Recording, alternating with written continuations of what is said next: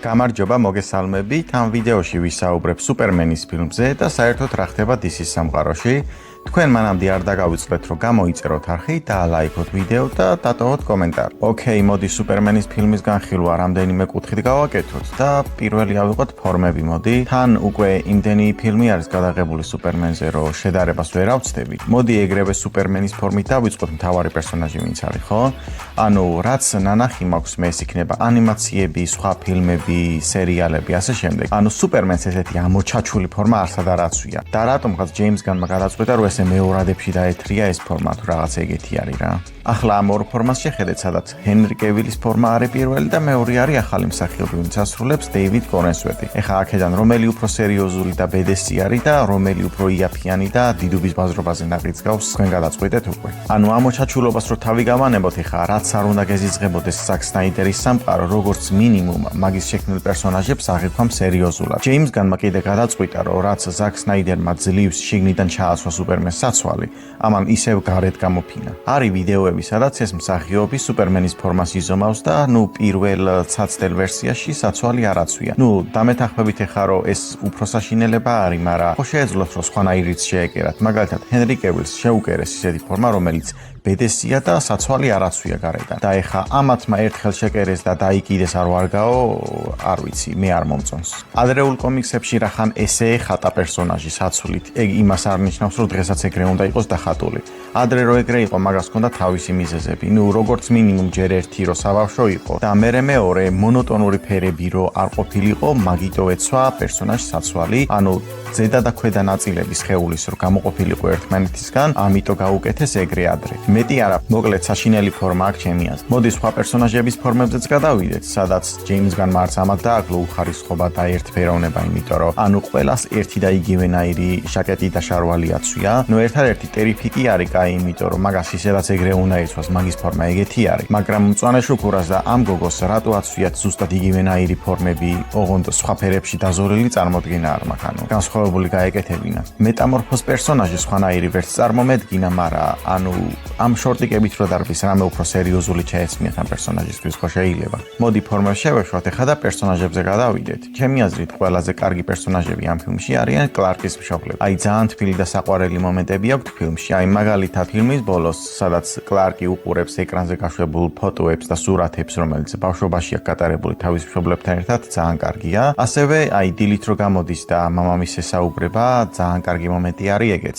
ჩემი აზრით აი რაც კაი აქვს ფილმს, მართლა კაი აქვს. მოდი აქედან სუპერმენის პერსონაჟზე გადავიდეთ ეგრევე. ანუ ფილმში ძალიან ბევრგან ჩანს როგორი კეთილი პერსონაჟი არის. აი ყველას გადარჩენას ცდილობს. ეს იქნება ბავშვი, რაღაც ზრდასრული ადამიანი, ჩვეულებრივი, ციყვი, ძაღლი, ასე შემდეგ. აი ყველას გადარჩენა უნდა.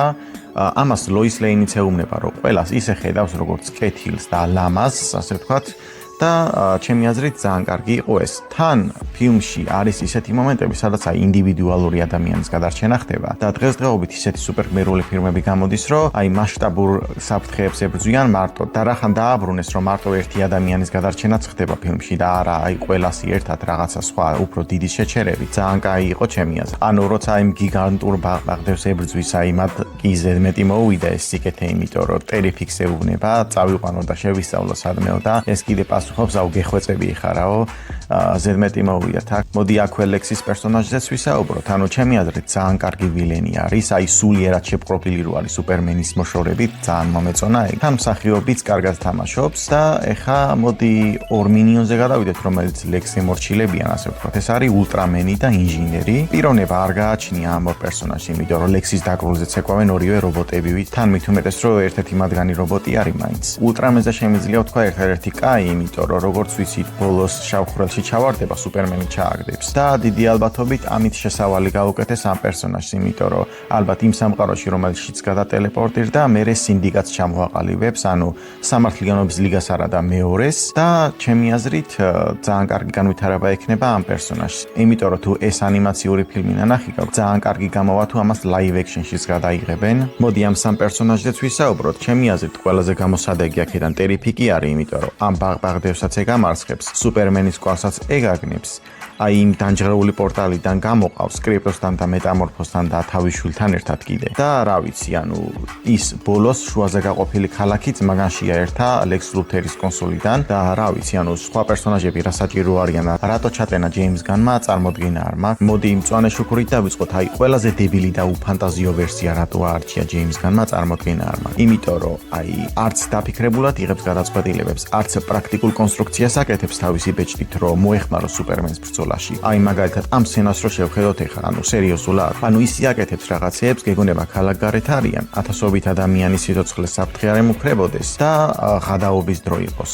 კაი, ვთქვათ, შუქურა რაღაცას აკეთებს, მაგრამ აი ეს გოგო აი რა საჭირო იყო საერთოდ, აი არაფერს არ აკეთებს, არაფერში წვლილი არ შეაქვს და ისეთი კრინჯის სცენები აქვს, მაგალითად ეს ჭავილის სცენა და ამას რო უყურებ, აი კრინჯის შეტევა დაგემართება, გაითიშო შეიძლება. მოკლედ ზედმეტად ზედმეტი იყო რა. აი იდეალური იქნებოდა სუპერმენის ფილმი, რომ მარტო სუპერმენი ყოფილიყო და დამხმარედ მაქსიმუმ ტერიფიკი გამოჩენილიყო, იმიტომ რომ ეს ფილმი რომ ნახეთ, მივხვდით რომ მარტო ტერიფიკი იყო გამოსადეგი, სხვა არავინ არაფერს არ აკეთებდა საერთოდ. მოდი აქვე კრიპტოზეც ვთქვათ 1-2 სიტყვა და ვიტყვი თავიდანვე რომ არ მომეწონა ამ ძაღლის პერსონაჟი. აი პირველივე სცენა რო ავიღოთ, სადაც სუპერმენთან მიდის, სუპერმენი არის დაჭრილი, ძლივს უნთხავს, აგდია და კრიპტო, ანუ სუპერძაღლი, რომელსაც აქვს ისეთი X-ray ხედვა როგორც სუპერმენს და ასევე სუპერსმენა აქვს, შეუძლია რომ გაიგონოს როგორ ტკივა თავის პატრონს ძვლები, იმიტომ რომ დამტრეული აქვს, სისხლი მოსდის, X-ray ხედვით შეუძლია დაინახოს ეს ყველაფერი. მაგრამ გადაწყვიტავს რომ დაახტეს, ეთამაშოს, უკბინოს, მოაგლიჯოს, აფორთხიალოს თუ რაღაცა ეგეთები. აი არც ერთი ძაღლი თავის პატრონს ამას არ გაუკეთებს, მით უმეტეს თუ დაშავებულია და ძლივს უნთავს და ასე შემდეგ. აი ყველაზე უჯიშო ძაღლიც რო აიღო, ამას არ გაგიკეთებს მაინც. ანუ ჯეიმს განმა თან ასე ჩაიფიქრა ეს ძაღლი რა, რაც ძალიან ცუდი არის ჩემი აზრით. ანუ თავის ძაღლს მიამსგავსა, რომელიც მართლა ყავს სინამდვილეში და ეგეთი ძაღლი არის ზუსტად აი ძალიან საშინელი ძაღლი, მაგრამ კრიპტო ესეთი რატო გააკეთეს არ ვიცი. კი აქვს ახლა 1-2 მომენტი, სადაც ეხმარება სუპერმენს, მაგრამ მაინც და მაინც ვერ გადაწონის ეს 1-2 მომენტი იმ საშინელებებს, რაც ამ ფილმში ამ პერსონაჟს შეტენეს, ასე ვთქვათ, რომ გაეკეთებინა რა. მოდი მეტამორფოზებს ვთქვათ, რომ ძალიან საინტერესო პერსონაჟია, მაგრამ ეს არასაჭირო და ზედმეტი პერსონაჟები, რომელსაც არანაირი წვლილი არ შეაქვთ ამ ფილმში და უაზროდ არიან ჩატენილები უბრალოდ, ამ დროს ართმევენ, რომ განვითარდეს პერსონაჟი, ასე ვთქვათ. თან აქვე ისიც უნდა ვთქვა, რომ DC ჩვილების დიზაინს CGI-ით ვერ აკეთებს და ჯერ ფლეშის ფილმში რა საშინელება იყო ეს სცენა და მერე კიდე აქ ეს მეტამორფოზ ბავშვი რატო შემოიტანეს არ ვიცი, ანუ ძალიან საშინელი CGI აქვს, აი არ ვიცი. მოდი ახლა სიუჟეტის სხვადასხვა მომენტები განვიხილოთ და თავიდანვე დავიწყოთ პირველი სცენით. გამხსნელი სცენა არის, სადაც სუპერმენი ეცემა.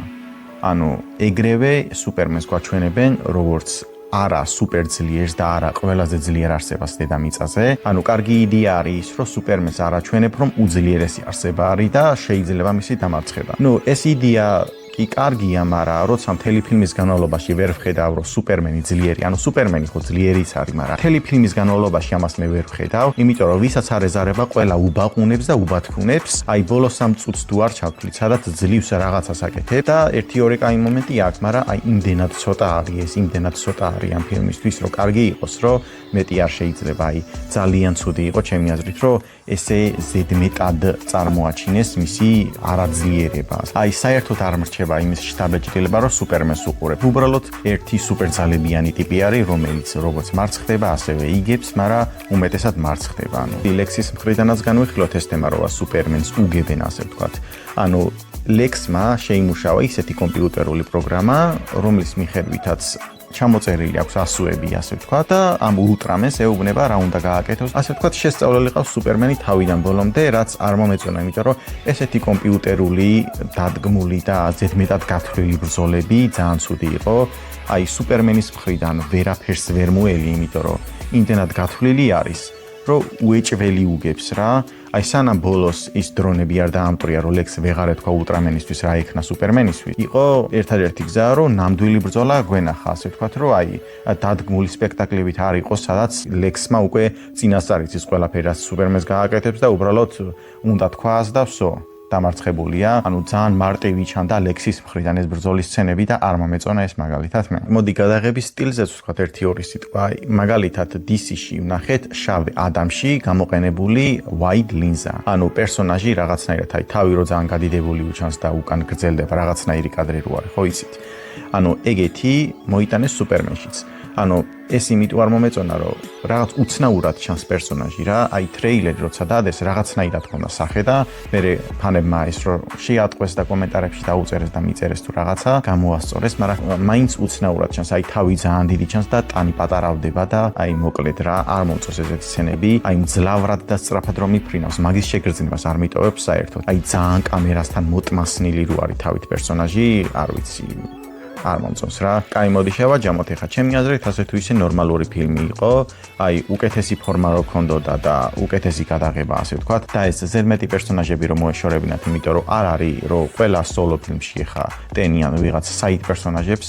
არ ვიცი, ანუ სოლო ფილმი, სადაც მარტო ერთი პერსონაჟი ჩანს, ძალიან იშვიათია დღეს. მოდი ახლა ზოგადად განვიხილოთ DC-ის სამყაროში რა ხდება. ეს ახალი DC-ის სამყარო, რომელიც იდეაში ჯეიმს განმა დაიწყო, მოხდა მაშინ, როდესაც წარადგინა თავისი 10 წლიანი გეგმის პრეზენტაცია, ასე ვთქვათ. და აქ დაასახელა ის ფილმები და სერიალები, რომელსაც გამოუშვებდა. და პირველი ფილმი, ან ოფიციალურად ეს ახალი სამყარო, როდესაც დაიწყებოდა, იქნებოდა სუპერმენის ფილმი, რომელიც ვნახეთ და ჩემი აზრით არც თუ ისე კარგი დასაწყისი იყო. ეს 10 წლიანი გეგმა რო წარადგინა, პირველ თავს დაარქვა ღმერთები და მონსტრები. ამასთან ერთად კიდე რამდენიმე პროექტი წარადგინა, რომელთაგან უკვე ვნახეთ Creature Commandos, ესეთი სერიალი ანიმაციური და ასევე ვნახეთ Peacemaker-ის მეორე სეზონი. ხა კიდე დაანონსებული არის სხვა პროექტები, მაგალითად Green Lantern Corps, ესე ქვია სერიალს, სადაც Hal Jordan-ზე და Jon Stewart-ზე იქნება ორი შუქურა, რომელიც რაღაც დეტექტიურ ამბავში იქნებიან გახვეულები რა. ჯეიმს განმა წარადგინა ესეთი გეგმა, რომ გამოუშვებდა როგორც ანიმაციურ ფილმებს, სერიალებს და ასევე live action სერიალებს და ფილმებს. და ესეთი იყო გეგმა, რომ ანიმაციიდან რეალობაში გადმოვიდოდნენ პერსონაჟები და რეალობიდან ანიმაციაში გადავიდოდნენ. ანუ მაგალითად ახლა Creature Commandos-ი ვისაც გაქვთ ნანახი, ვინც იქ თამაშობს, თუ live action-ში გაკეთდა ისეთი ფილმი ან სერიალი, სადაც უნდა გამოჩნდნენ ესენი, ის მსახიობები ითამაშებენ, რომლებიც ახმოვანებენ. ანუ ესეთი გადაწყვეტილება მიიღო ჯეიმს განმა. რაც ჩემი აზრით რაღაც ახალი არის და ცუდი არ არის. მაგალითად, ესეთი იყო Rick Flag სინიორი, რომელიც გამოჩნდა Creature Commandos-ის სერიალში და მერე გამოჩნდა Peacemaker-ის მეორე სეზონში. Superman-ის ფილმშიც იყო კიდე. მაგალითად, Peacemaker-ის მეორე სეზონი რომ ვნახე მე, არ მომეწონა, იმიტომ რომ ძალიან დებილი პერსონაჟებით გამოტენილი სერიალი არის. მარტო იმიტომ არიან გადებილებულები, რომ სიუჟეტი განვითარდეს, ასე ვთქვათ რა. ისეთ დებილობებს აკეთებენ პერსონაჟები, რაღაცეებს ისეთებს ვერ ხვდებიან და აი უაზრო და სერიოზულებული სცენებიც რო აქვს თან. ძალიან საშინელება არის ჩემი აზრით. მე არ მომეწონა. Superman-ზე ორად გაიყო აზრი, მაგრამ ჩემი აზრით მაინც საშუალო დონის ფილმი იყო, ძალიან ცუდი არ იყო. ახალი სამყაროს შენება დაიწყეს ახლა და ჩემი აზრით უნდა დაველოდოთ რა მოხდება მომავალში. Supergogos ფილმიც გამოდის ახლა და მაგის ტრეილერი დაიდო. მე მაგალითად არ მომეწონა, იმიტომ რომ Supergogo ისეთი პერსონაჟი გახადეს, რომელიც სხვა პლანეტებზე დადის, სადაც წითელი მზი არის, რომ დათვრეს, დალიოს. ესეთი დეპრესიული და ლოთი თან Supergogo რა ვიცი, ანუ ესეთი მოწყენილი და არა სუპერგმირული Supergogo ჩემი აზრით ძალიან ცუდი გადაწყვეტილება იყო. და თან ერთადერთი ალბათ რატომაც უყურებენ ამ ფილმს არის ლობოს პერსონაჟი, რომელსაც ჯეისონ მომოა ასრულებს და ჩემი აზრით ალბათ მეც მაგიტო უყურებ, რომ ლობოს პერსონაჟი ვნახო ამ ფილმში. კაი, მოდი მორჩეთ და თქვენ არ დაგავიწყდეთ, რომ გამოიწეროთ არხი და ლაიქოთ ვიდეო და დატოვოთ კომენტარი. ნახვამდის.